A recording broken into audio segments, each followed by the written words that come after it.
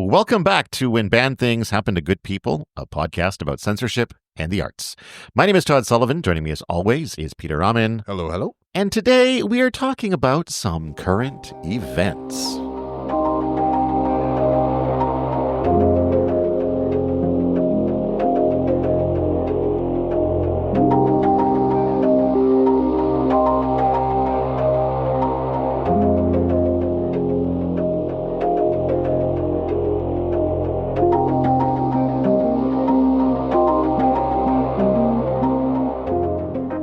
Yeah, we're once again pushing 1984 into the future again.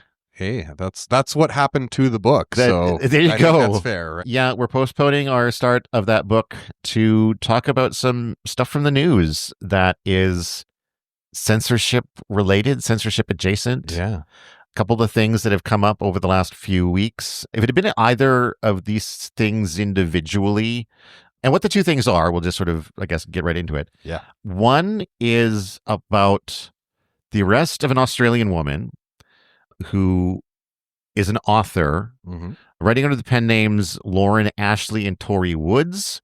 Her name is Lauren, I may get this pronunciation wrong, Lauren Tesolin-Mastrosa. I think sounds right. And she wrote a book called Daddy's Little Toy.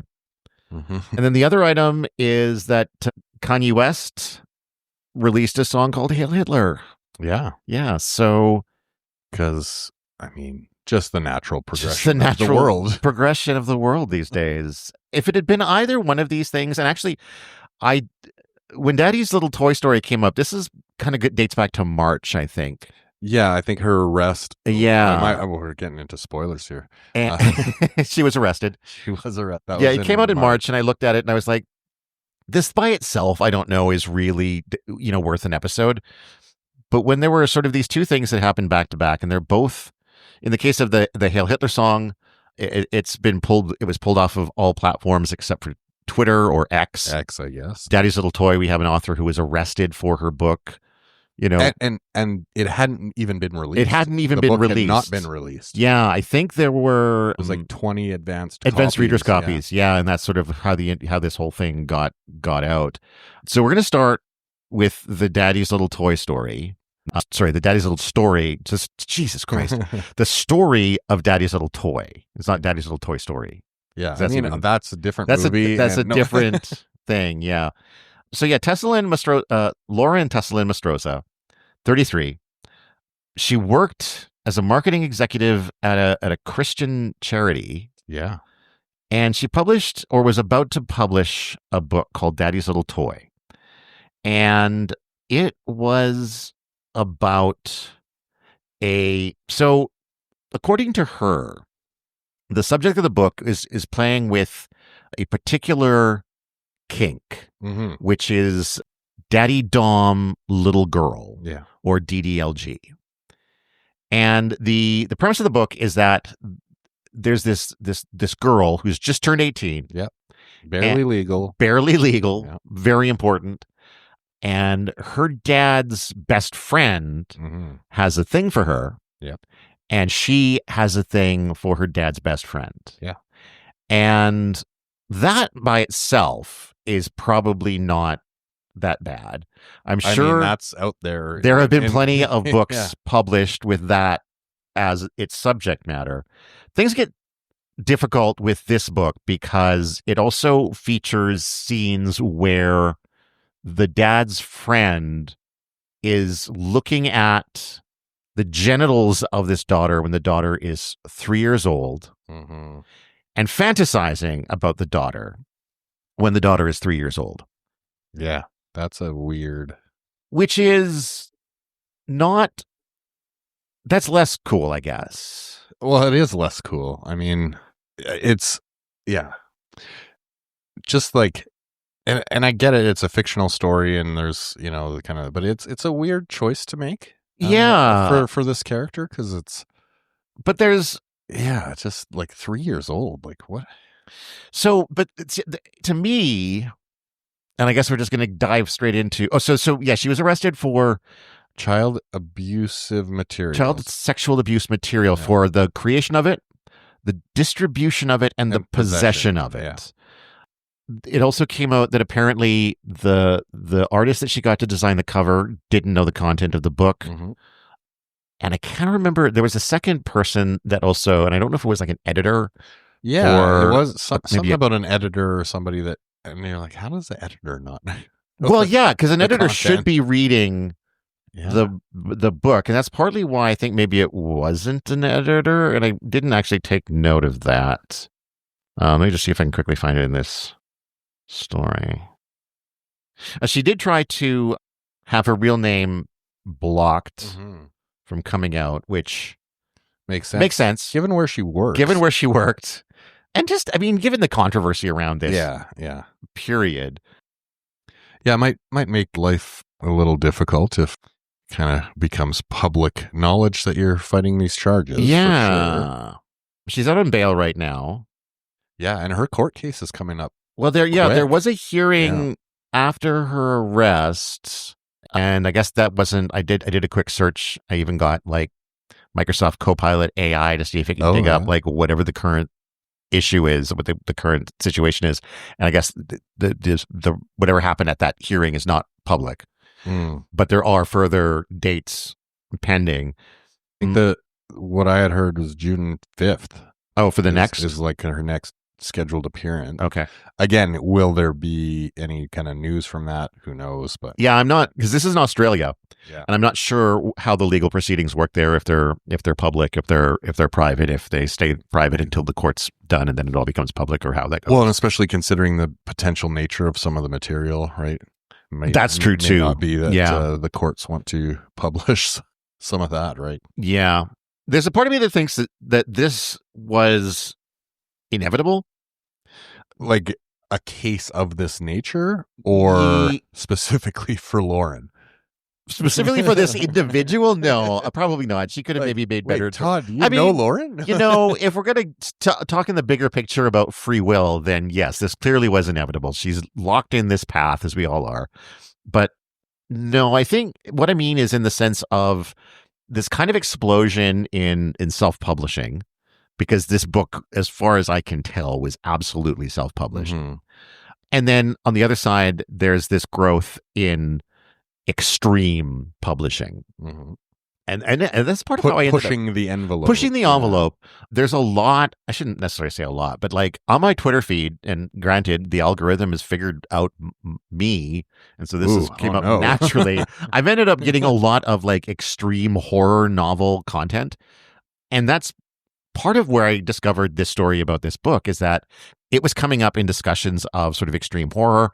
And then extreme horror fans were like, no, we don't want this book in our conversations because we don't see this as extreme horror. Yeah. And then it becomes this conversation of like, I've seen the conversation around this being this book is disgusting because she clearly wrote it for profit, which I don't know if anybody can say who's writing books not for profit. For sure. Normally. Well, you can argue that some people, either write books compulsively, like Stephen King, who doesn't really need the money anymore.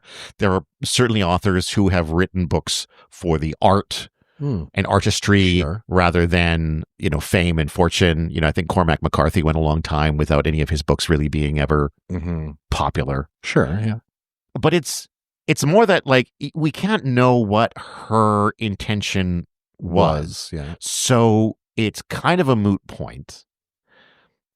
And again, I imagine a lot of the extreme horror was probably written to make a profit off of the people who really dig extreme horror. Sure, yeah. Well, any art is about sharing it, right? Like, yeah.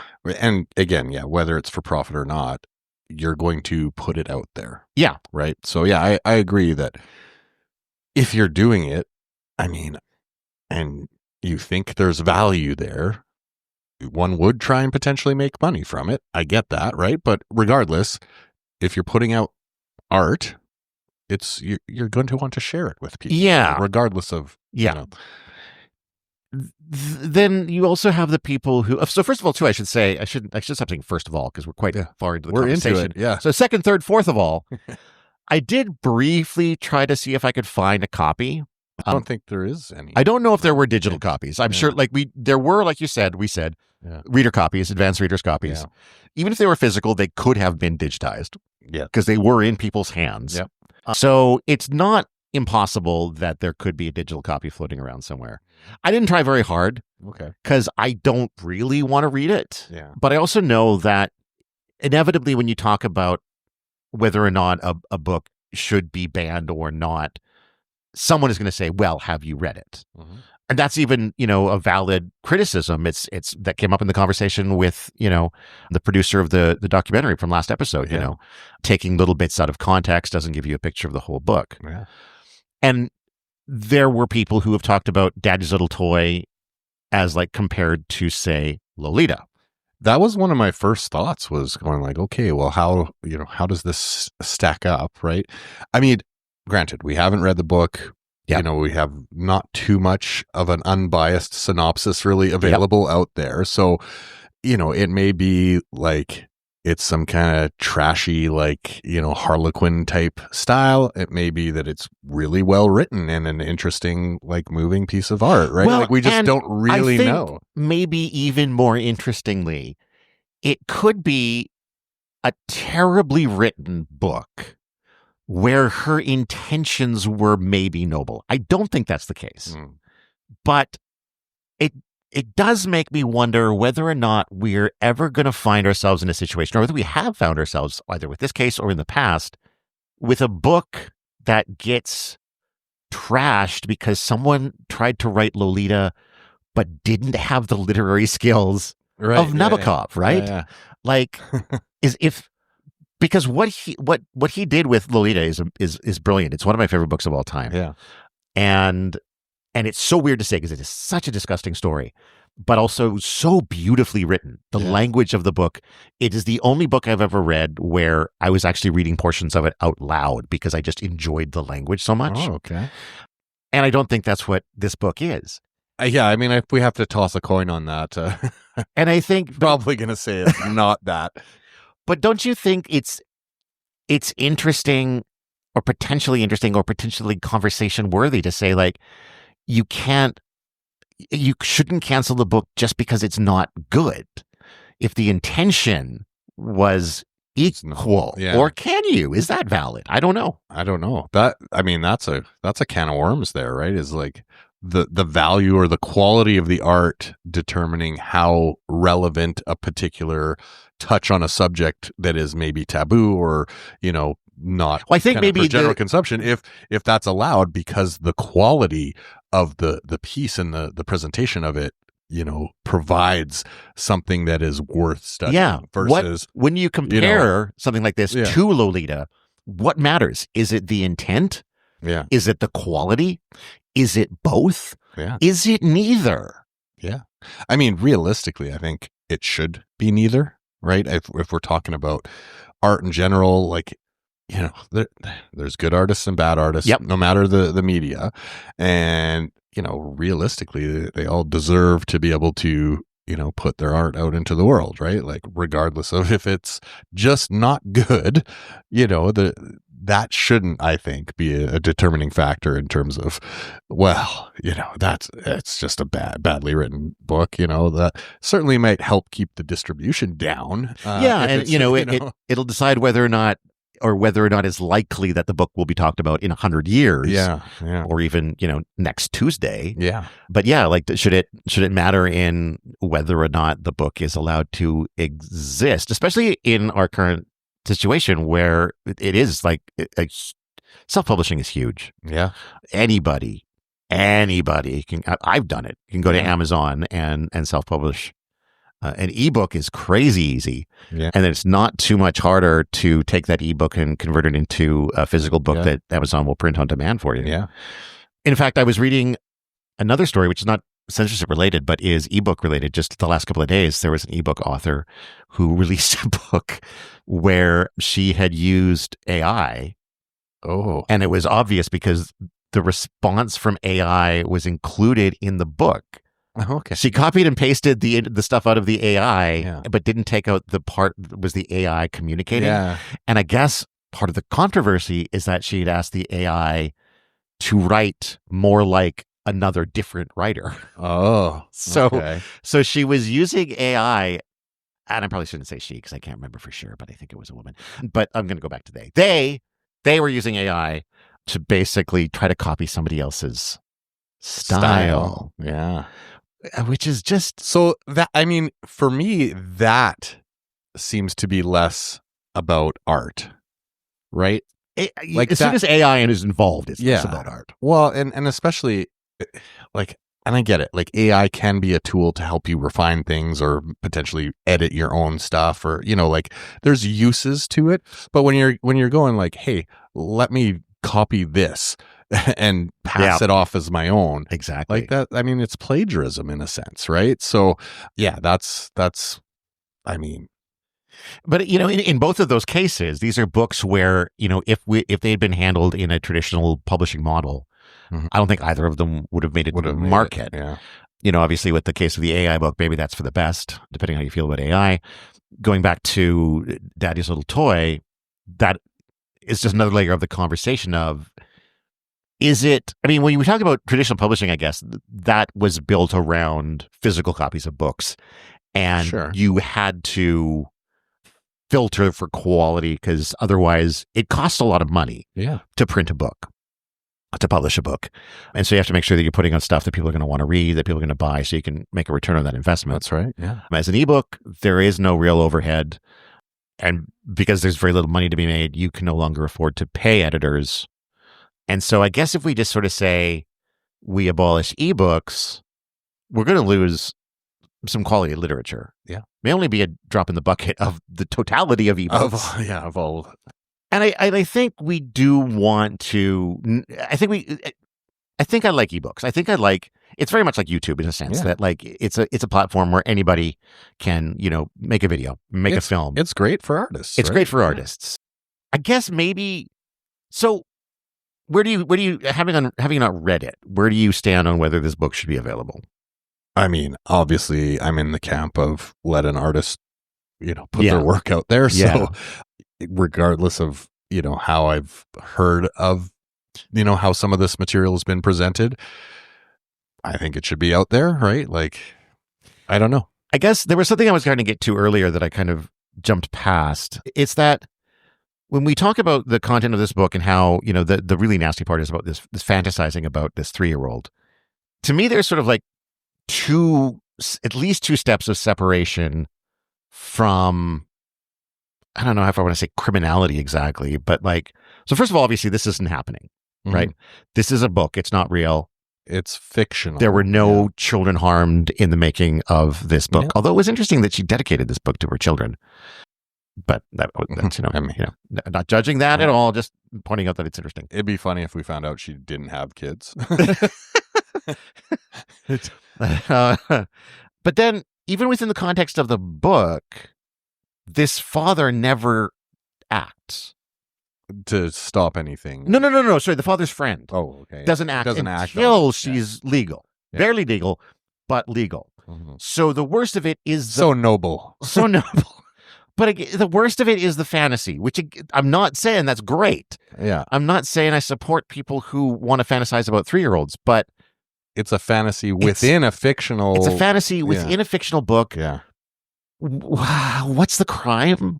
Yeah. And I guess in some countries, and maybe we should see what the definition of this is in Australia. Of just the Child Abusive Materials Act? Because I've seen it said that by putting it in print, I think is part of the issue. The physical copy, you mean? Yeah. Interesting. Because when they did like arrest her, they had a search warrant and they removed physical books from her house. And so yes, I mean, even the ebook. Well, right, that would partly be for evidence, I'm sure. Yeah. And I think they mentioned like they removed the books for forensic analysis on the book. The other interesting thing that I did hear was that the police, no one had read the book. Like police, judges, like whoever issued the search warrant and like the arrest warrant. Well, that's part of the. They hadn't read, but that's part of the search warrant is to be able to get the book and read it. You know, it's like when you when a search warrant is issued for somebody for like a drug dealer's house, like nobody ever knows for sure that drugs are there. Not for sure. Sure. You know, nobody knows for sure that book has child sexual, I guess my curiosity is whoever out of that advanced reading group, right, of 20 people that had the book and filed the complaint, I'm assuming, that's right? valid. Would they not have, you know what I mean? Like, would they not have something to share at the time with the police where they could review and go, okay, yeah, this is bad, or this is like, why are you wasting our time? You know what I mean? And again, that's an assumption that I'm making, that they potentially could have had access to the book first. I can definitely see there are situations where they wouldn't have, where, somebody heard about this on the internet because it popped up in, a Reddit thread that they follow because they're an extreme horror fan. And they're like, I cannot believe somebody wrote this. That is disgusting. Yeah. And I know that this author is Australian, and I'm also Australian, and I understand the law in Australian. Yeah. So I'm going to call my Australian police officer and ask them to investigate. But it could also be that, I thought your point was more that, like, people were, the cops were arresting before they'd had a chance to really vet the book. Yeah, well, we want a full review of the book first. Yeah, exactly. Just to like 1,000 words. Yeah, I want a full report on my desk. Sorry, Captain, I haven't read it yet. No, it was more the fact of, like, again, like, potentially having that material and just not reading it or going through it, and then just, but yeah, I see your point that they could very well not have had any copies in advance to them and have that ability. But yeah, I just thought that was an interesting thing that was in an article about, like, explicitly calling out that the police hadn't read the book, kind of implying that they may have had a copy and just chose not to read it. But to me it does sound more like a criticism of, like, how dare they arrest this woman until they've had a chance to properly vet the subject. Right, yeah. Which, I guess is an argument, but, like, she's only been, like, arrested and charged. Like, I guess like that happens. Yeah. Now is the time to. She's not guilty do that, yet, right? Exactly. Again, I mean, I don't know Australian law. Maybe in Australia it is you're guilty until proven innocent. I mean, they're also a Commonwealth country, so they're going to have it's going to be a fairly similar, I think, legal system to what we have in Canada. Yeah, probably. Yeah. According to Wikipedia, or probably Google's or Microsoft Bing's AI, in Australia, child abuse material is defined as any material that depicts or describes a child as a victim of torture, cruelty, or physical abuse, or as engaged in sexual activity.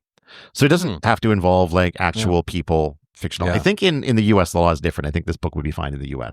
So there was a video I had of a U.S. lawyer that talked about the Obscenity Act in the U.S. And briefly mentioned that there had been a case around, like, a fictitious story that had been successfully prosecuted. Again, it was like a blurb, really? I don't know if that is right or what, but that was kind of alarming that, because I know we talked a little bit about, it's a fictitious story and it's like a flashback kind of within, exactly. Like this, so like we're in Inception levels of child abuse material kind of things happening here, right? But it's being described. But it's being described, right? At the end of the day. So if that is in fact valid, that, these laws apply to regardless of the situation or, the art form or what have you, then there could potentially still be a case here. But and then we drift into thought crime, right? Yeah. Like foreshadowing. Yeah, right. Thought police. I don't know. It's an interesting case from a legal perspective. I don't find it particularly interesting because of the subject. Well, from a censorship standpoint, so I think there was maybe whatever her site was, I think you could pre-buy, or there was I think she's pulled it was that, already right? and so she herself pulled, so she kind of self-censored, which we've kind of covered with some of the Stephen King stuff. So she did self-censor her work kind of while this proceedings are happening. So that's kind of an interesting piece where there is some censorship there.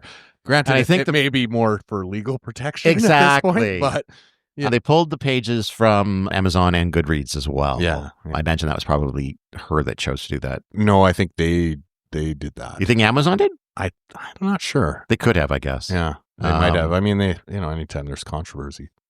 I guess that's true. I guess the controversy got big enough that they might have bothered. Once it hits the the papers. Once the Australian news hits American media, you're like, oh my God. Yeah.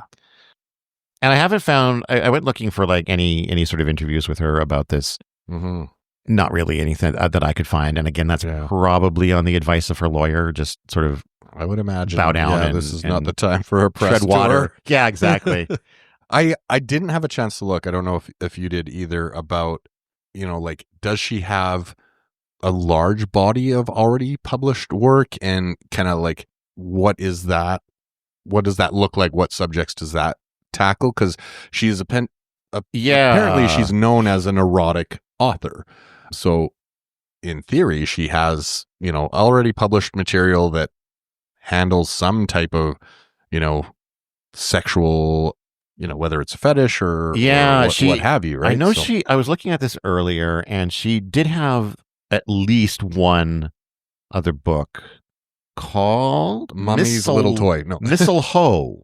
Oh, Mistletoe. A Christmas and Holiday Ex-Boyfriend's Father contemporary romance novel. Ex-boyfriend's father. So we're still dealing with this familial. young exactly. old family. Exactly. Yeah. And then also a book called The Prime Minister's Mistress, Love Me in the Light. Okay. My wife brought up a good point when I was talking about this, that potentially this lady has had some experience with this type of scenario in her own life, and might be kind of right. Like, maybe there was her dad's friend had, like, there's maybe some trueness in this, or some real life trauma, or what have you, that got her into expressing this through her art.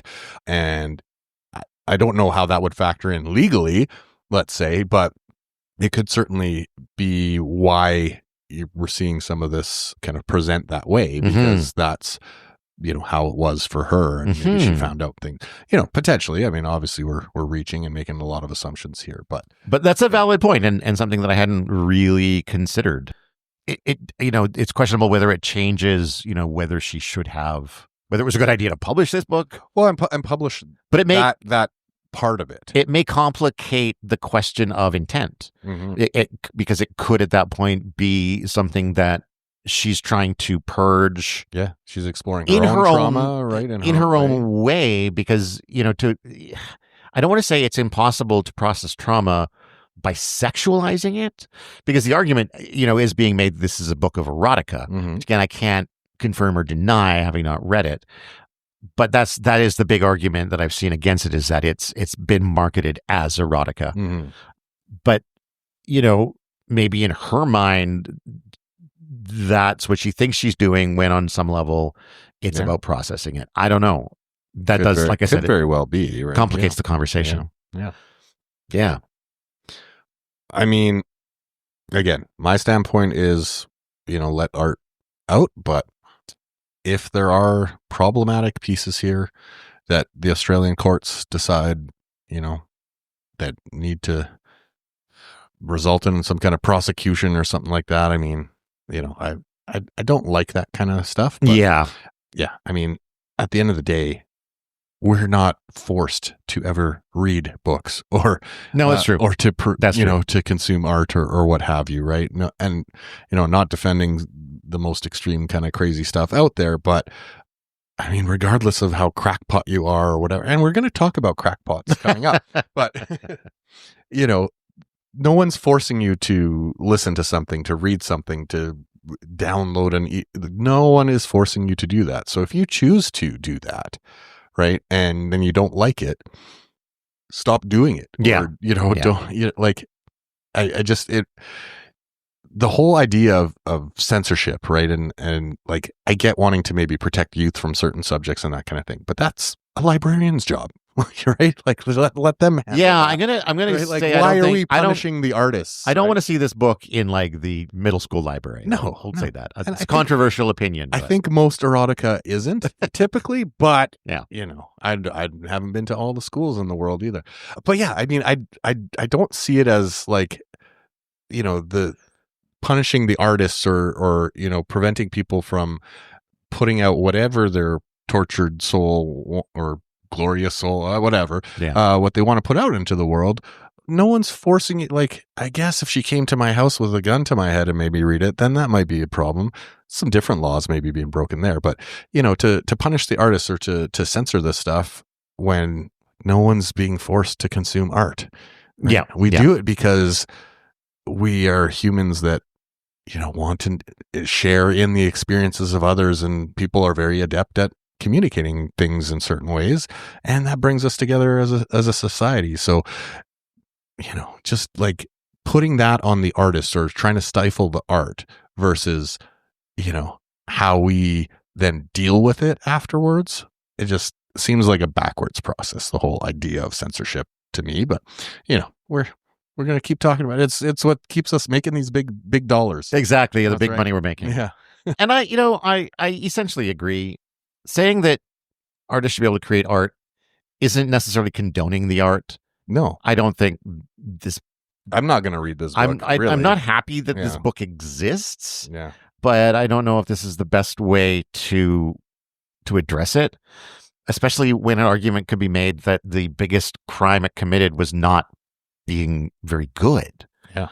Is there valid literature that can be made about a subject like this? I would say absolutely. Mm-hmm. Kind of mentioned an example with Lolita. Lolita, yeah.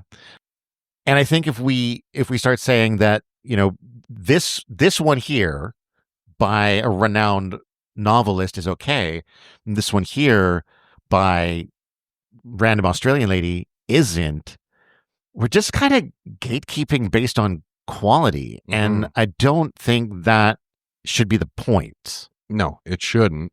But I think it's kind of unfortunate that we're kind of wired to appreciate higher quality things anyway, right? Like appreciating higher quality things. Sure, but I think the problem. I think it leads to bias too in how we handle things like this.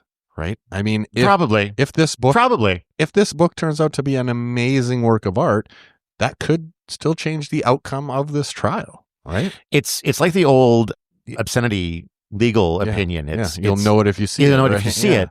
And it's just but it's at that point it's just a sliding line. Yeah. It's just you are gatekeeping what's okay and what's not. Yeah. So, yeah. Let artists art. Can you use art as a verb? Art. Yeah.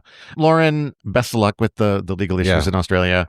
Hope it works out for you. I hope the book is good in a sense. Yeah, if it is, then I apologize for trashing the quality of it. Yeah. We're making assumptions both ways here. Like we're not saying it is one or the other, or you can email us a reading copy. You're not going to do that probably. Could go either way. But yeah, we certainly, even if we don't agree with subject material, there's been some pretty bad, crazy books out there that have been tackled on this show. That there have, yeah. But we still, defend the right of the artist to produce art. Yeah. Without censorship. Speaking of letting artists art, story number 2 involves Kanye West. Yeah. Who, or should I say Ye, sorry, a couple of weeks ago, released a song called Heil Hitler. It was immediately removed from every platform except X. Yes. Which I hate just saying that. The bastion of free speech. That is X. And it got a ton of views. Yeah. This is interesting because we talked a little bit about like AI, right? Writing things or doing things. Right. And this came up within this because there are a bunch of AI versions apparently. Oh, really? Of this song that were created. I don't know if they're out there or available. Do you know if they were? There's like a blues version and a honky tonk, and it's all kind of like by AI. So there's kind of this question of, okay, so the original art is censored or what have you, like that's bad. But now if AI is just kind of repeating these words and these phrases, like how do we stop and control that? Because that's like it's not a person anymore producing something. It's AI now propagating out these words, because it's not only the Hitler stuff in this song. There's pretty egregious use of other words and things combined with that that are now just being like posted. I mean, out even there. if AI is creating it still needs a platform. Sure, like somebody has to share it. It's got to be. It's got to be on YouTube. Somebody's prompted it's got to be in a torrent. It's got to be somewhere. Mm-hmm. And at that point, it can just be deplatformed. Yeah, there are probably at least a dozen rednecks in the last couple of weeks who've tried to cover this song or, write their own personal take on it. Mm-hmm. It doesn't matter if it's AI or a human being. There are going to be people trying to make songs about racism and Hitler and anti-Semitism. It's just rare for somebody this big to be in this, to do it. Yeah. And again, I don't want to sound like a parrot, but I feel like this was maybe inevitable. If you look at, it certainly seemed like it's been going that way. If you look at his trajectory. Yeah. Well, when I first heard of this song, it was kind of, like my first reaction was like, oh, of course. Right. It wasn't like shock and awe and like, oh, what? Whoa, that came out of nowhere. It was like, oh yeah, that tracks, right? Like that was, and I don't want to speak for everyone out there, but I think for a lot of us, it took this long. I think for a lot of us, we're kind of like, oh yeah, like there's not. Didn't we do this last year, guys? I thought this was already out. Like, isn't it on his greatest hits album already? Yeah. So the surprise factor I think here is certainly like, I mean, if somebody else came out with this, right, it might be a lot more shocking and controversial. Whereas, and I don't want to say the Willie Nelson, for example, of this. Yeah, Willie Nelson, like that'd be wild. That would be wild. Yeah. That would be wild. Yeah. So I mean, I don't want to say it like kind of mutes the impact or like that we should take it less seriously, but there is an element there where people are like, oh yeah, like this is bound to happen. Like it just You know what I mean? It kind of mutes it a little bit in a sense. But, and I guess that's a really, really good point.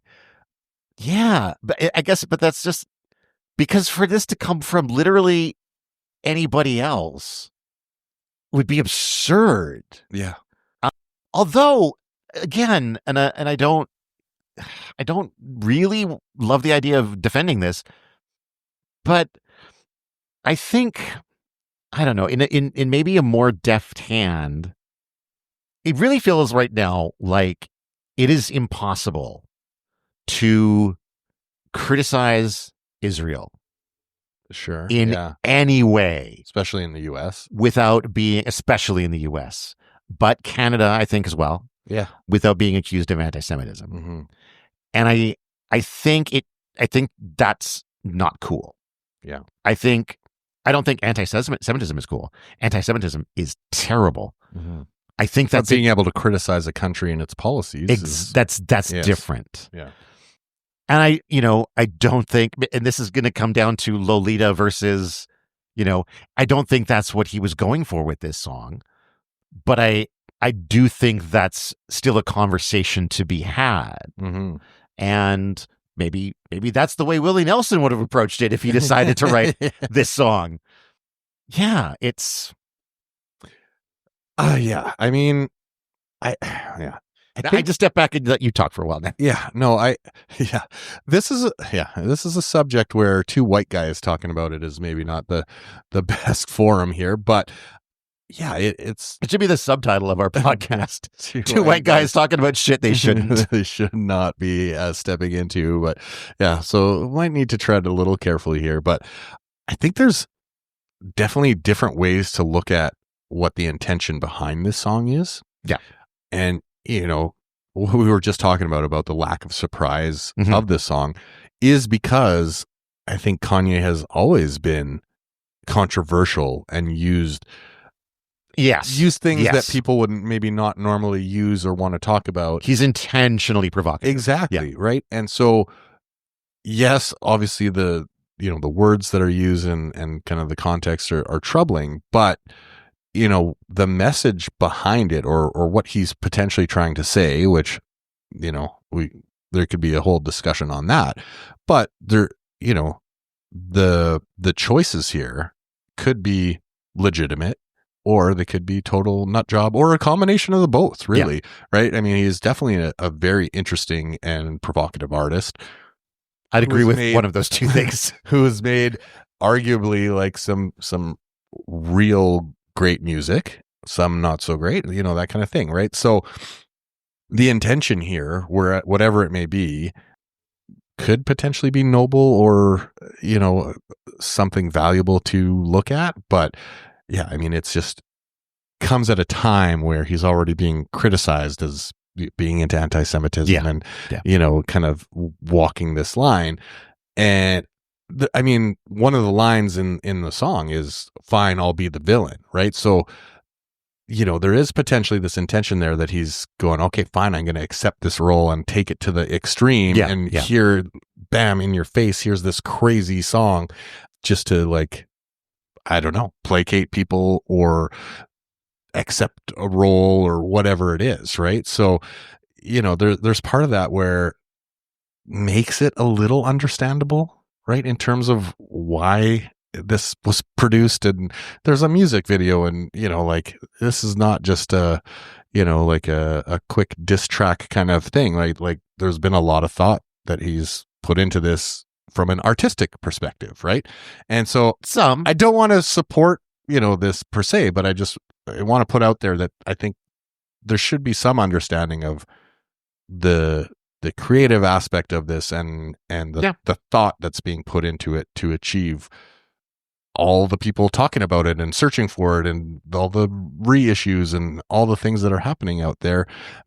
It certainly started a conversation. And, in the US right now, things have backslid in terms of how racism is being talked about in the mainstream media. So, is there a potential silver lining to this cloud of maybe kind of taking that to an extreme to get people to go, whoa, we've gone too far. We need to, get back on track as human beings. I don't know, right? Like there's lots of kind of potential good that could come out of something like this hitting the zeitgeist. Hot take. Okay. Yeah. I see that, I guess.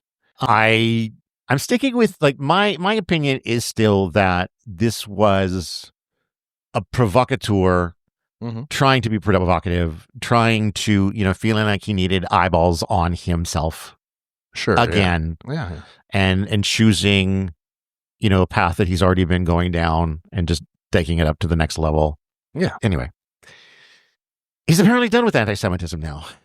Yeah. I mean, so when you hit the top, there's nowhere else to go. That's right? true. That's like a good now point. Yeah. We were originally going to record this episode last weekend, and then we didn't because I got lazy and I didn't feel like it. And so we had lots going on. We did have lots going on. We were jamming it in at the last minute, but I was just like, I don't really want to do it. But we're still doing it at the last minute this weekend. Yeah.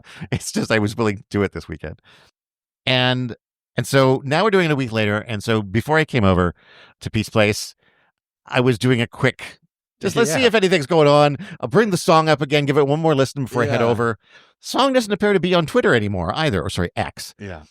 And like 3 days ago or something like that, he announced that he was done with anti-Semitism on Twitter. Well, I mean, he sure gave it a good run, but this was from the Islamic Times or something. I don't know.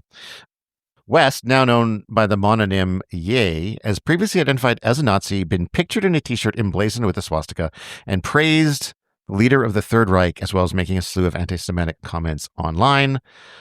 And now he's like, no more. Well, he was selling these T-shirts. Yeah. Right? Yeah. It was like a for-profit venture with I think the swastika shirts. Yeah, like he was promoting them at the Super Bowl. Yeah.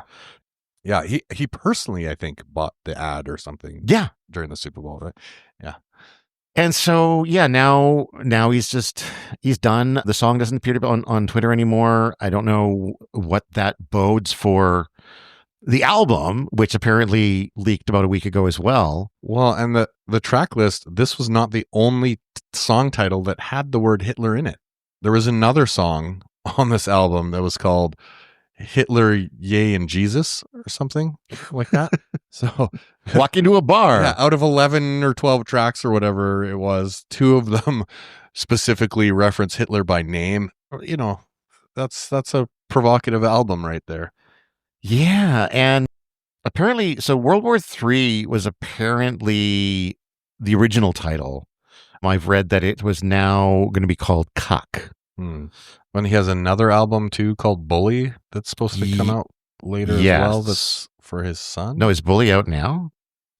This page I'm suddenly on says that World War III is the upcoming 12th studio album by rapper Kanye West, following his previous album, Bully. Oh, so Bully's out. Or will be out before this album. Yeah. Okay, well, yeah, we're maybe not discography experts. Or I'm not and not a Kanye West expert either. Yeah. So just seeing if I can find that. Feel free to write in and tell us how wrong we are. But yeah, I mean, the one thing, I don't know if you have this, but the song ends with a speech by Hitler. Yes. Like, and I don't know, even though I have some German in my family, I don't speak it at all, really, aside from a few words. So, you wondering what that? I'm wondering what that speech was, and okay, yeah, here it is, from the Wikipedia page, obviously. Oh. If you consider the work I'm doing to be right, if you think I have been diligent, that I have worked, that I have advocated for you this year, that I have spent my time honestly in the service of my people, then cast your vote. If so, then stand up for me like I have stood up for you. Well, I think that has a bit of an impact, especially since he ran for president and is, I think throwing this out into the. I don't know if I would stretch to his presidential run, which I don't think ever even got to the point where he properly signed the documents. No, but I could see that being in his mind. Yeah, from his perspective, what he was just talking about in the song. Mm-hmm. But. And again, I guess I feel better about this because I'm able to speak about this having listened to the song. It's so fucking self-indulgent. And I'm sorry, but a lot of art is. Yeah, I know. And maybe it's just because I've never been a fan of Kanye West that it's easy for me to say 99% of the shit you're complaining about is self-imposed. Yeah. Oh, for sure. So I don't care. Yeah. Yeah. But I mean, it's, whether it's self-imposed or not, there is real pain there, I guess, right? That's I can't deny that. Right. So, we were talking earlier about processing trauma and doing that through art and that kind of thing, right? And so, yeah, I definitely see that. And you get that through this song. I mean, it's got some very interesting, like, dark overtones, and the music is delivered in like deep, like minor chords and things. And yeah, it's an interesting song. It is, it's not just some pop song kind of thing, right? It's very meticulously put together to, put out a certain emotion and obviously the lyrics are, there's shock value there and that kind of stuff, right? So, it's not an album filler, that's for sure, right? Like this is pointed and definitely dealing with something or multiple things or whatever's going on. But certainly this is art tackling trauma and putting it out there. So personally, I mean, I have been a fan of a lot of Kanye stuff in his earlier days. Like I think he's made some really neat songs.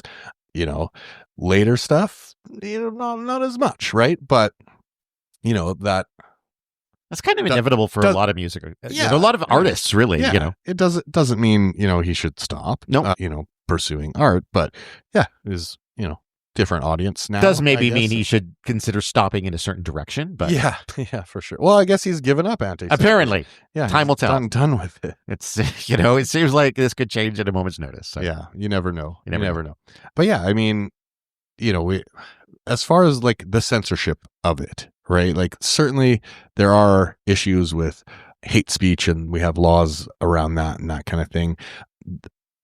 Aside from the fact that like the refrain includes the phrase Heil Hitler, like there's nothing in this song that is really overtly hate speech. No, right? That's true. It's provocative and controversial, but is there anything from like a law breaking? No, not from a law breaking perspective, but from a cultural perspective, there's a question of whether or not we want to encourage people to be running around saying Heil Hitler. We don't. I don't know if we want to normalize that. I know, admittedly in Canada we have different laws around. It's not free speech. It's like freedom of expression. Freedom of expression. Yeah. Like the charter rights in Canada. We do have limits on speech in Canada because we talked about a book once that you're not allowed to own in Canada. In the U.S., obviously, they have, absolute free speech with, you can just sort of say whatever you want. Or they used to, but Or they used to. Well, yeah, that's exactly. a whole other topic. And I was getting somewhere. I'm sure I was getting somewhere. Like as far as what the First Amendment. Well, just as far as the whole, we don't want to encourage people to be running around saying Heil Hitler. Even though they're allowed to. They're allowed technically. to. They're allowed to, obviously, and people do all the time. But I think we do treat Nazism different than most other things, most other sort of hate groups or anything else. And it's obviously the World War II thing. It's obviously that whole bad experience. I like how you categorize World War II as a bad experience. Just to wrap that up quickly, I think that was at the core of Slaughterhouse-5, right? Yeah. It was a bad experience. It was a pretty bummer time for everybody involved.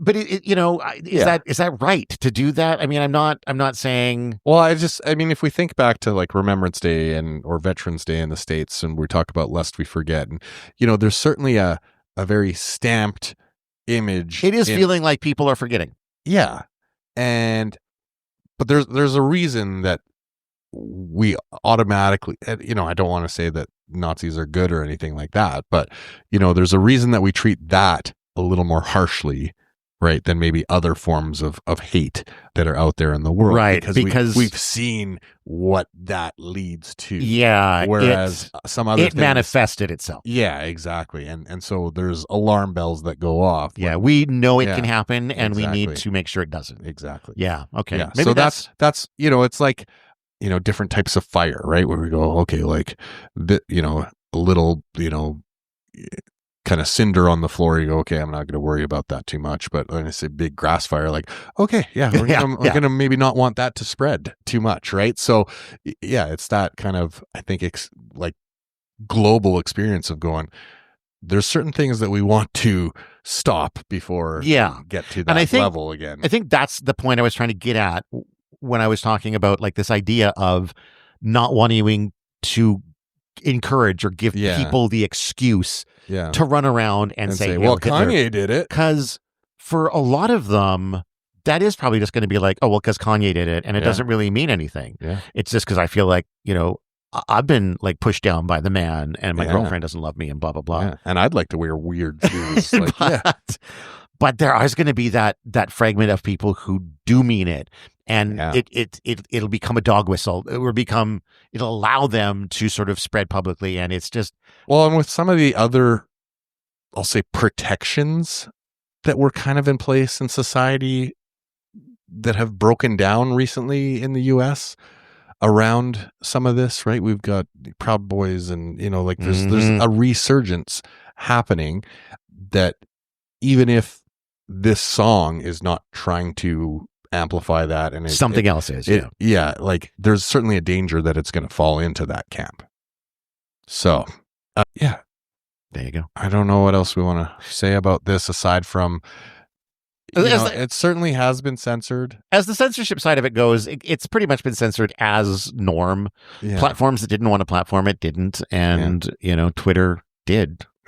Obvi. Yeah, for a while until maybe Kanye. Yeah, my guess is that Kanye took it off because he's no longer wants to be anti-Semitic, or maybe he saw like the cloning AI versions happening and was like, I can't allow this. I'm the only artist out here. Right? Yeah, exactly. He got jealous. I'll nip this shit in the bud. Yeah, so that's that. That's current events. That's current events, everybody, from the world of banned media. This was fun. It's not. It's different to just spend a whole hour just talking as opposed to like. This happened, then this happened, then this happened. Yeah, we didn't have to go through the plot in detail to let you know kind of what's going on. But yeah, I mean, definitely some alarming things happening out there.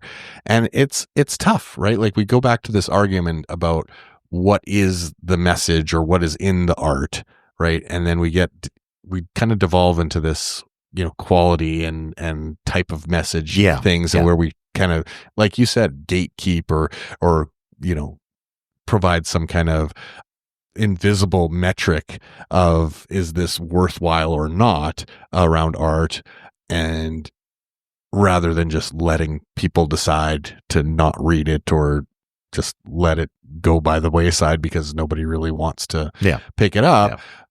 we now kind of manufacture controversies a little bit, or certainly maybe spread them around bigger than they maybe need to be around some of this stuff, because I don't know, maybe just insecurities around having that critical filter to go, oh yeah, I saw that and I didn't like it, and now I'm not gonna, Yeah, like, I guess. Versus, like, obviously there's people that want to control everyone's lives out there and what they can see and can't do and that kind of thing, and it just that's the part of that kind of makes me sad. Like, let's let people decide for themselves, right? Like, there's lots of stuff out there that if people give it an honest chance, that person's never gonna like have an audience again, because putting out material that is not great, right? So media does kind of do that to itself when you let it. Yeah, often, right? Yeah, this somehow turned into like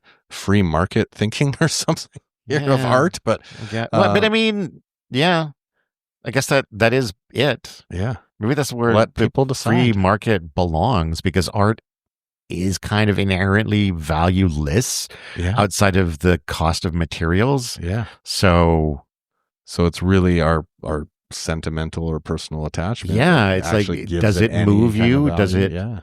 How many dollars does it make you feel? Yeah. I like that. That's a good line. How many dollars does it make you feel? Heard it here first, folks. Yeah. We've solved the formula of art. Maybe that's our next T-shirt. How many dollars does it make you feel? But yeah, I mean that is it, right? I mean, do we identify with the experience? Does it take us to a place that we feel something, whether good, bad, horror, comedy, what have you, right? Does that hit us in some type of feeling spot and spark emotion in us, and help us deal with trauma, or help us laugh, or help us cry, or does it make us feel, and how many dollars does it make us feel? I like it. I guess that'll wrap it up for this week. Current events. We should have events. like a Yes, we should. like current events. If we do current events, maybe I'll edit that in. Yeah. If you're hearing that now, add a news bumper. you'll know that I did. If I didn't, I'll probably just cut this part out. Yeah. And next week, pending some other thing that comes along, we'll be tackling 1984 finally. Yeah. Put your vid screens on as loud as they go, or and tune in. Take the whatever pill that's supposed to make you not have sex. I think that's in there. I maybe haven't gotten to that part yet. But, oh yeah, I haven't even started yet. But I remember. The movie, the 1980s, this movie is on the Criterion Channel right now. Oh, is it? Yeah. Okay. Yeah, so you can contact us at badthingshappen@gmail.com. You can send us a letter and tell us your thoughts about Kanye West, and tell us how we're wrong on any of our assessments. And if you're in Australia, we'd love to hear from you. Yeah, especially if you're the author. You'd be welcome as a guest. We'd love to talk to you. Yeah. I'm sure your lawyer would advise against it. So maybe once all of your... Yeah, maybe after. Maybe once the situation's resolved, you do a follow-up. Reach out. I already mentioned the email, badthingshappen@gmail.com. Our website is at blahblahblahmedia.com, BLAHBLAHBLAH. That is links to all of our stuff, like our merch, our Buy Me a Coffee, Buy Us a Coffee, Patreon, other podcasts, episodes, all sorts of fun stuff. And you can listen to us on your favorite podcast platform, because we're not banned. We're not banned yet. Maybe after this episode, no. Maybe who knows? Maybe Kanye will come after us. Yeah, I mean, it could be. That might help us, to be honest. It might help us. Yeah, exactly. And I do feel like sometimes when we talk about like more modern issues, we get better numbers. So I was keeping that in mind when I suggested this episode. For sure. Okay. Maybe we can edit that out. I will edit that out. I've been Todd Sullivan. I've been Peter Allen. And until next time, go read a fucking book.